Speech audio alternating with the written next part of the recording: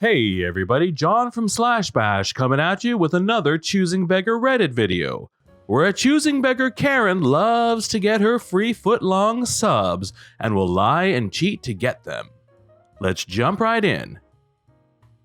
This happened when I was like 18 and still worked at Subway, so it's a little old, but this incident will always stay with me. So I used to work at Subway, and we had this one lady who would come in like once a week and claim that we messed up her order and demand a free sandwich.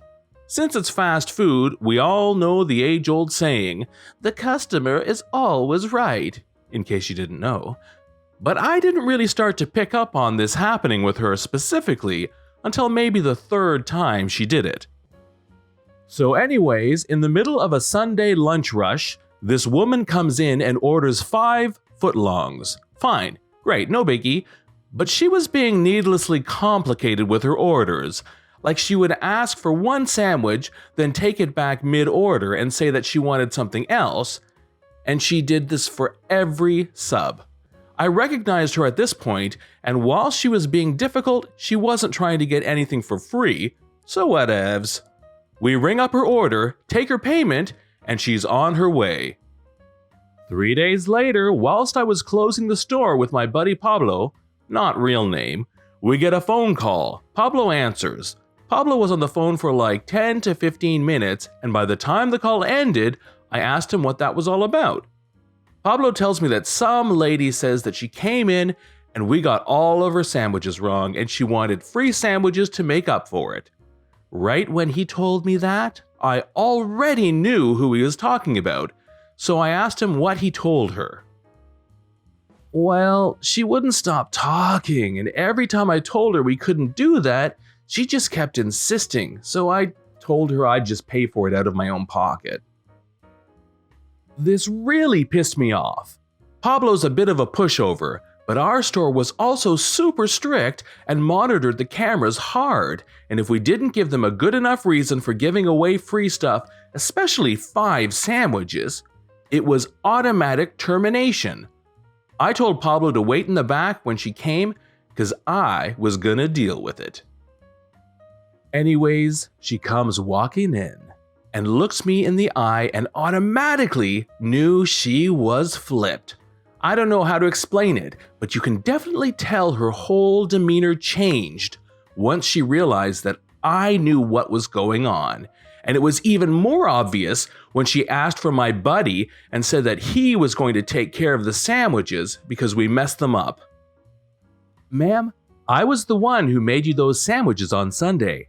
And I know we didn't mess them up because you asked us to remake them so many times that I remember specifically asking you if everything was good a few times before we wrapped them up and sold them to you. Yeah, but Pablo said he was going to count them. This is ridiculous. You guys messed up my order, so you owe me those free sandwiches. Pablo wasn't here on Sunday, and he wasn't going to count them. He was going to pay for them out of his own pocket. And I'm not going to let him do that. We didn't mess up your sandwiches. You come in here every single week claiming that we messed up your orders, and I've taken notice of it. I'd be more than happy to make your sandwiches, but they're not going to be free. What do you mean they're not going to be free? I've seen Subways at Valero do a better job than you guys because you guys always mess up my sandwiches. Flip this place. I'm gonna call HQ and get you fired. My husband's a lawyer and we're going to sue you. Okay, ma'am. Whatever you gotta do. But I'm not giving you a free sandwich. She got really mad and stormed off in her very expensive SUV. This is one of the first experiences with these kinds of people that I ever had, and I couldn't believe how entitled she was. The worst part is they actually had me on the chopping block the next day, and I got told I was going to get fired over the incident, so I just quit. Then they rehired me 3 months later, and she came in once afterwards, saw me, then promptly never came back. Good riddance. In this next story, a choosing beggar woman wants their poster to work for $1 an hour. Seems pretty reasonable so far. The year after I graduated from college, I worked in England. The year after that, I came home and got down to real life. Although I had a job teaching, my student debt was stressing me out, and I wanted to pay it faster.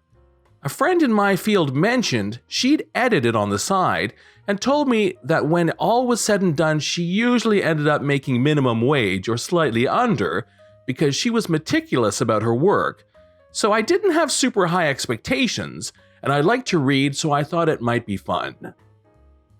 So I posted an ad. A woman wrote me soon after and asked me if I could meet to discuss a project. She sent me a sample. I didn't think it was all that great, but hey, the subject wasn't really my interest, so I thought maybe I was being harsh. So we met at a cafe. She took her 2 kids, I'm guessing 8-ish and 10-ish, and handed me what she had written so far and asked what my cost would be to edit it. I skimmed the first page and the sentences were clear and made sense. I could only find one punctuation error and everything else seemed fine. I said, I don't think this would take too much time to edit. I only see one small error on the page, so if the rest is like this, it will be pretty straightforward. I told her I could offer light editing for $1 a page. She was pleased with that and told me that once it was published, she would see to it I got a percentage of the profits. Since she didn't have a publisher and wasn't even in contact with one, I wasn't holding my breath on that part. So a few days later, she sends me the first 10 pages by email. I write her back and tell her I wouldn't be home that evening, Friday, but I had a few hours on Saturday as well as being free almost all of Sunday, so I would send it to her on Sunday evening. She wrote me back aghast and appalled that I would only spend a day and a half working on it before returning it to her, that I needed to take my time and make sure everything flowed, make sure the stories were vibrant enough and fix them if they weren't.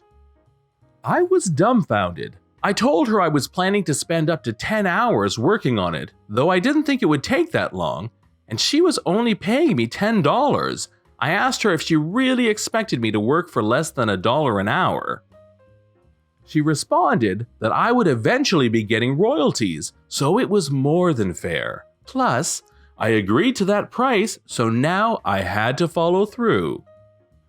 I emailed her back and said that I gave her a price for light editing, which to me meant spelling, punctuation, and grammar, not rewriting sections of the book. I told her that I was sorry if I used the wrong term, but that was what I meant. I told her that if she wanted more than that, we would have to discuss price again.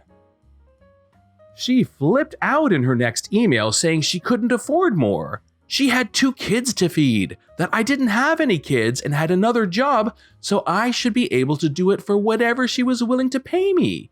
She kept hammering the point that I agreed to this price, so therefore I had to follow through. I wrote back and told her that although I didn't have children, I had an elderly relative I was taking care of. Not true. 20-something me cared less about lying than 30-something me, I guess. As well as student debt, and I wasn't taking a second job for fun and spending money. I and my made-up relative were dependent on me making some money. She then wrote back again, saying that we were in the same situation, being responsible for other people financially, and that she was willing to forgive me for making a deal and backing out of it last minute. We had met a few days previous, so it's not like I screwed her out of a bunch of time. I was going to respond to that, but I decided to be the bigger person, let it go, and wished her good luck with her book. 2 days later, I get another email with a 40-page confidentiality agreement for the pages I had in my possession. I wrote her back that I didn't have a printer, but I would be happy to sign it if she wanted to meet at the same cafe. She said she didn't have one either and asked me to go to Staples to print it and deliver it to her. I declined and said if she would like to mail it to me, then she could send it with a self-addressed stamped envelope. I told her that if she wanted my address, let me know, but if she emailed me again asking for anything else, I would block her. Never heard from her again. Never saw her book for sale either. As an aside, this soured me on the editing idea, so I instead took a second job delivering pizzas for 6 hours a night, 4 nights a week. Did that for 7 months, paid my student debt off in full. This has been John from Slash Bash. Thanks for watching. If you've enjoyed the video and want to see more of them, then please hit the subscribe button.